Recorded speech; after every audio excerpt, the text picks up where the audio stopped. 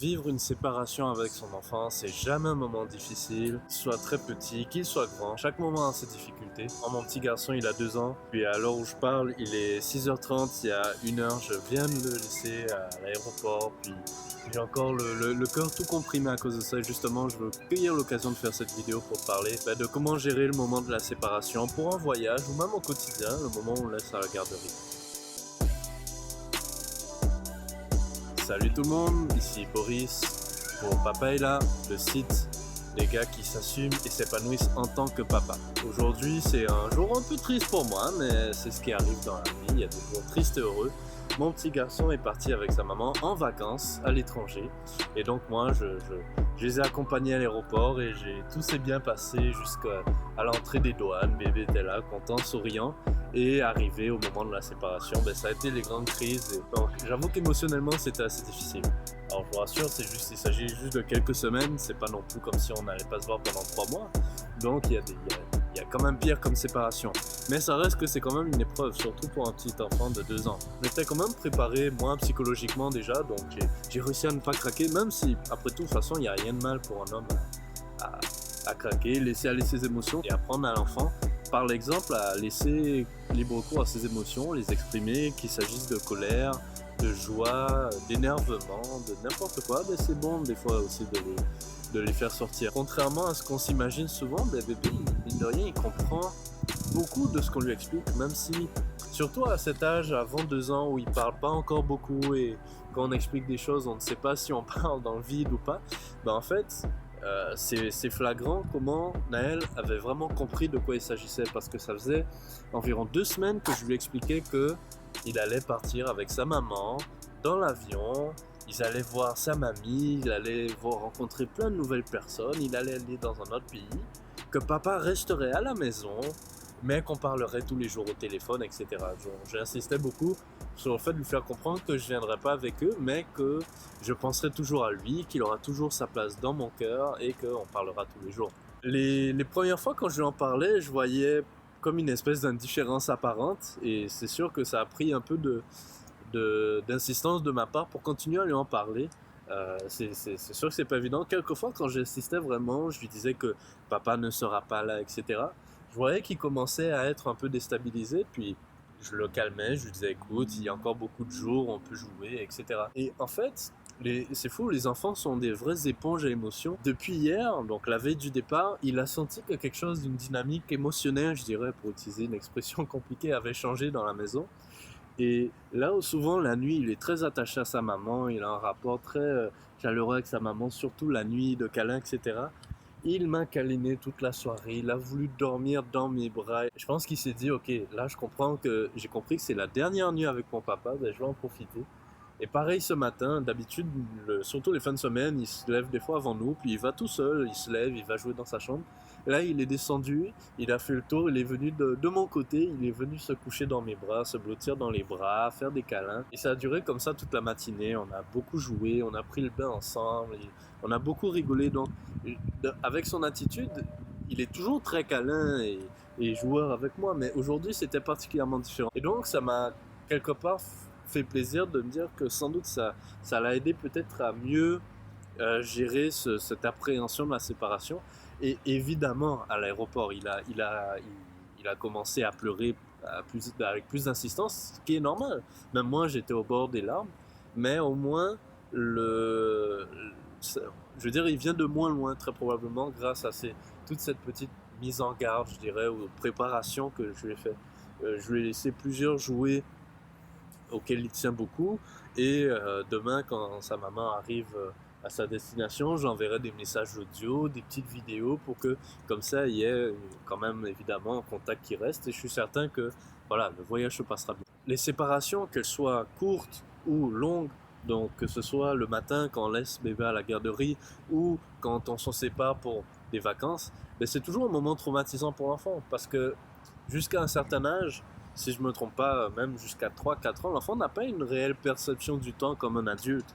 Donc qu'on lui dise que ça ne va durer qu'un jour, 3 jours, 21 jours ou 5 mois, lui, il ne perçoit pas cette différence. Donc il faut pas... En fait, tout le but euh, de accueillir les émotions en fait, des enfants, c'est de toujours se rappeler, avoir toujours une espèce de piqûre de rappel que les enfants n'ont pas la capacité d'accueillir et de gérer les émotions comme le font des adultes qui, eux, ont un cerveau complètement mature et pourront gérer plus facilement de la frustration, ils pourront tempérer, etc. Un enfant, ce n'est pas qu'il ne veut pas à cause de caprice, c'est simplement qu'il n'est pas capable de gérer ce genre de frustration. Donc il faut toujours garder ça en tête et donc prendre, si on peut, par exemple le matin quand on laisse bébé à la garderie, essayer de peut-être arriver 5 minutes plus tôt, mais prendre 5 minutes pour faire un petit rituel, pour montrer comment on arrive à la garderie, parler du programme de la journée. Ce que je fais par exemple quand j'arrive le matin à la garderie avec Naël, à côté de l'entrée il y a placardé le programme de la journée, donc on le lit ensemble et je dis aujourd'hui vous allez faire une promenade, puis après vous allez faire des activités d'Halloween avec des citrouilles, etc.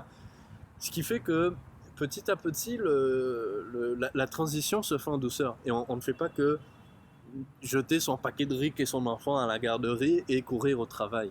La garderie, c'est sûr, ça va être une mission importante qui est de garder les enfants en sécurité ou quoi, mais ce n'est pas une raison pour leur balancer l'enfant, dire débrouillez-vous et partir en courant. Même si bébé vient à aimer beaucoup sa garderie, ses maîtresses et avoir plein de petits copains, il reste que ses parents, sont les référents émotionnels, sont les personnes sécures, les personnes avec qui il se sent bien. Et donc, même vous en tant qu'adulte, si vous êtes tout le temps avec votre conjoint ou votre conjointe ou bien avec vos parents, vous n'aimeriez pas que d'un coup, comme ça, on vous sépare pour vous dire allez, c'est comme ça, ou on se voit peut-être ce soir, peut-être dans 3 jours, vous aussi vous allez réagir de manière virulente. Après, j'insiste, c'est pas la fin du monde, c'est qu'une petite trentaine de jours, ça passera vite, mine de rien, et puis on restera en contact. Et même si je suis persuadé que, évidemment, la place de l'enfant est auprès de ses parents, c'est auprès de ses parents qu'il apprend le plus.